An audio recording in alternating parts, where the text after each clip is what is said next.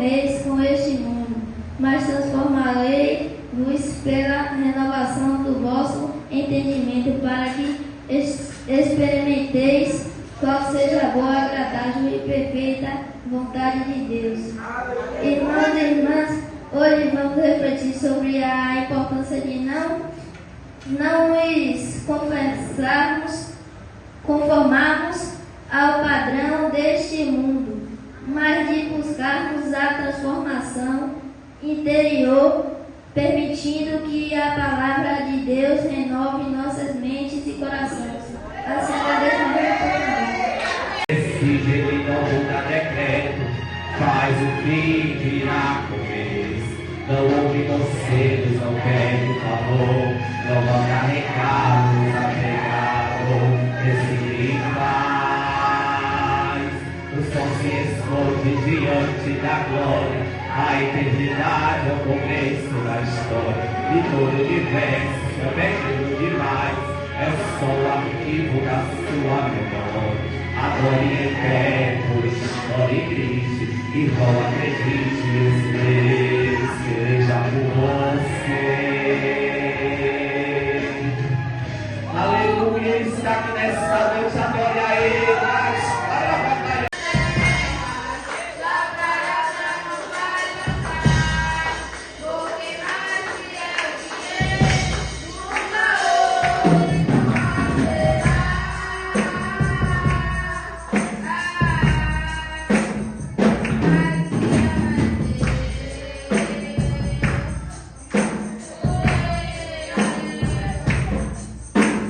Ele te prometeu.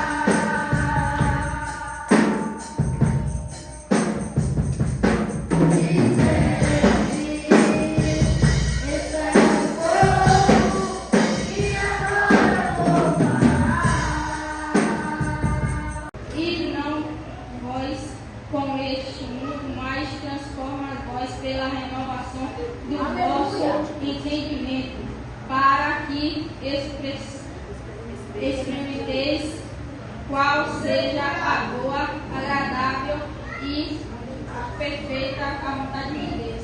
Essa passagem bíblica nos convida a não nos conformarmos com os padrões e vontades do mundo, mas nos transformarmos pela renovação da nossa mente. Isso significa que devemos buscar a vontade de Deus e viver de acordo com os seus principais princípios, em vez de seguir as tendências e desejos momentâneos.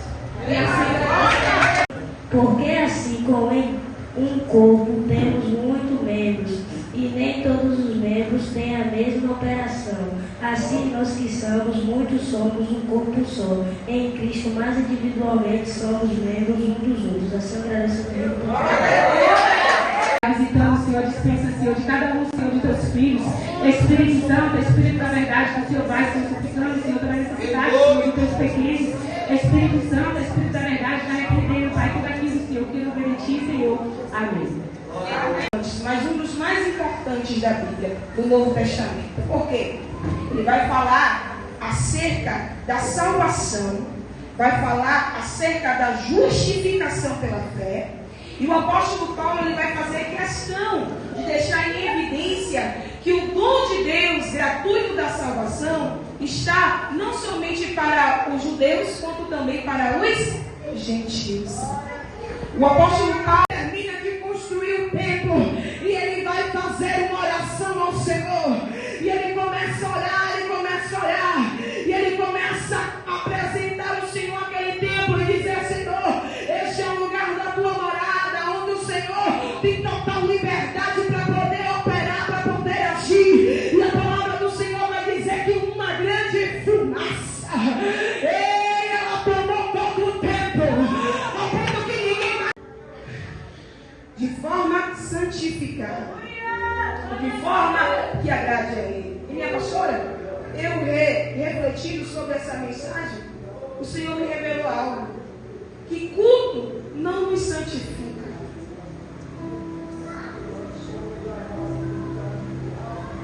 Culto não nos santifica. A gente se santifica para prestar culto a Deus.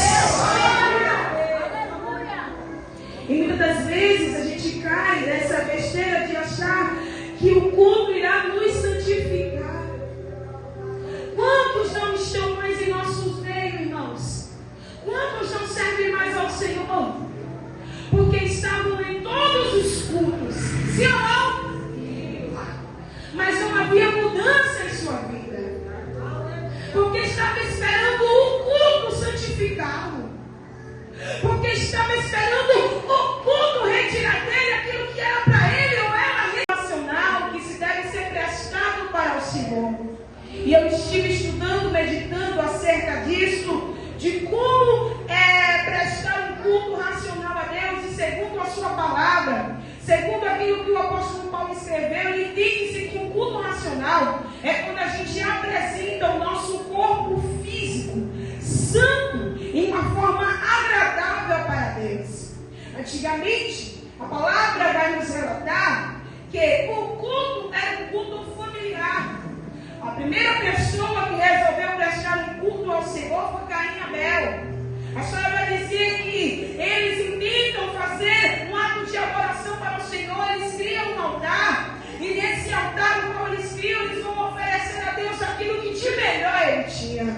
A palavra vai dizer que Deus ele aceita a oferta de Abel, mas infelizmente a de Caim ele rejeita, porque Caim acaba ofertando para Deus não aquilo que ele tinha de melhor. Ele pega para Deus ali das suas iguarias, porque ele cuidava de frutas, legumes e verduras, mas ele não separa o melhor para Deus. Já Abel prepara o melhor. Ele pega o melhor que ele tinha dos seus novilhos e ele sacrifica ali em adoração a Deus, e a palavra do Senhor vai dizer que Deus recebe. Com o passar do tempo, as pessoas se apresentavam para Deus formando altares e ali sacrificavam ao Senhor. A história vai dizer que é chegado o tempo de ser levantado o tabernáculo. E esse tabernáculo onde o Senhor vai estabelecer leis, onde o Senhor vai estabelecer princípios, onde o Senhor vai estabelecer regras, para que assim o povo se apresente para Deus. Sabemos que neste tabernáculo existiam sacerdotes, existiam levitas e existiam pessoas que eram separadas para oferecer o sacrifício da população ao Senhor. A população não poderia se apresentar para Deus de forma direta. Eles teriam que ir até o sacerdote, para que assim o sacerdote preparasse a sua oferta para ser entregue ao Senhor. Então entendemos que o culto antigamente era um culto onde se era prestado através dos sacerdotes que entregavam a oferta do povo para Deus. A história também vai nos contar mais à frente que através de Davi, o Senhor lhe dará a planta do templo, mas Davi não constrói o templo. Quem vai construir o templo é Salomão, seu filho. E esse templo era um lugar de adoração. E esse templo era um lugar de busca, um lugar de consagração ao Senhor. Passando-se mais um tempo, foram erigidas também as sinagogas, que eram tidas também como as assembleias, onde as pessoas se reuniam para ler a Torá e adorar ao Senhor. Mas a história vai dizer que Cristo, Ele nasce, Ele cresce, Ele morre, Ele ressuscita. E eu posso ouvir um glória a Deus aí? E com isso, o véu do templo foi rasgado. Ou seja, aquilo que impedia que as pessoas de forma direta se achegassem até Deus, agora não existe mais. Todo mundo pode se apresentar a Deus. Todo mundo pode se chegar ao Senhor. Quem quer buscar ao Senhor, quem quer conhecer a Ele, vai diante dEle, faz uma oração, uma súplica, e ali o Senhor se apresenta. Está escrito em sua palavra que onde houver 2 ou 3 reunidos em seu nome, assim o Senhor se fará presente. Oh, aleluia! E o apóstolo Paulo ele vai escrever algo muito importante que chama a minha atenção. Ele vai dizer: rogo-vos, pois, irmãos, que apresenteis ao Senhor o vosso corpo em sacrifício vivo, santo e agradável a Deus, que é o vosso culto racional. E a profundidade dessas mensagens do apóstolo Paulo me fez refletir que ele convida o seu povo a prestar um culto racional a Deus. E ele convida o seu povo a oferecer o próprio corpo, a sua matéria, em sacrifício, porque antigamente quem era sacrificado eram os animais. Na medida daquilo que as pessoas queriam ofertar ao Senhor, se fosse uma oferta de gratidão, se fosse uma oferta por perdão, se fosse uma oferta por uma bênção, era um animal que tinha que ser sacrificado. Só que o apóstolo Paulo está dizendo: os animais não precisam mais ser sacrificados, porque você é um instrumento vivo de sacrifício, louvor e adoração a Deus. Só que eu vos digo: se apresente para apagar a visão de Deus para a minha vida e para a tua vida. O mundo em si, ele quer nos levar ao caminho do maligno, sendo que Jesus Cristo é o caminho, a verdade e a vida. Jesus Cristo é tudo quanto eu preciso e tudo você precisa. Mas o mundo quer dizer para nós que Jesus não é suficiente. O mundo quer dizer para nós que Cristo não é suficiente, que a gente precisa de coisas para ocupar a nossa mente, que a gente precisa de coisas para ocupar o nosso tempo, que a gente precisa de coisas para ocupar a nossa vida, e rouba o espaço do nosso culto racional a Deus.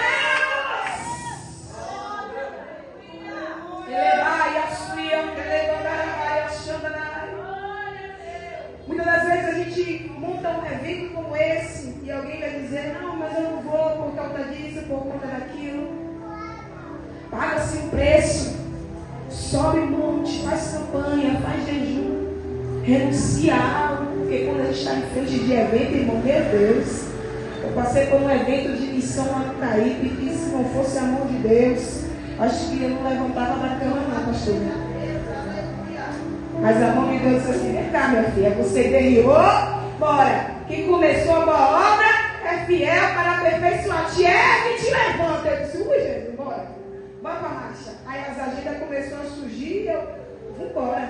Minha vontade não era mais pegar este ano, mas não era por questão de pegar não, pelo amor de Deus. É por conta da batalha, da guerra espiritual, dos levantes que a gente passa para organizar um evento como esse. Aí eu olho para esses príncipes aqui, essas princesas, que são a futura aposentadoria de vocês, né? Porque um dia eles vão governar no lugar de vocês, então estão sendo preparados para isso, para liderar. E você acha que o inimigo está contente, irmão? Tá nada, fica furioso. Então quem é mãe, quem é pai, redobre as orações, porque são preciosos para o Senhor esses jovens aqui. Então o apóstolo Paulo, ele vem tratando acerca disso. Ele diz, não se conformeis com este mundo. Por quê? A gente não é daqui.